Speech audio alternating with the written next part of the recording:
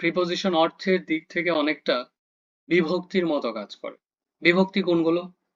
এ, তে, অন্তস্তীয়, দ্বারা, দিয়া, কর্তৃক, হইতে, থেকে, চেয়ে, কে, রে, এইগুলা। তাই না? আমরা বিভক্তি পড়েছি না?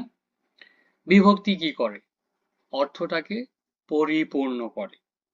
যেমন আমরা একটা উদাহরণ দেখি, সে ঢাকায় থাকে। আপনি যদি বলতেন সে ঢাকা থাকে, তাহলে জিনিসটা কি বেখাপ্পা শোনাতো না? হ্যাঁ, অবশ্যই বেখাপ্পা শোনাতো।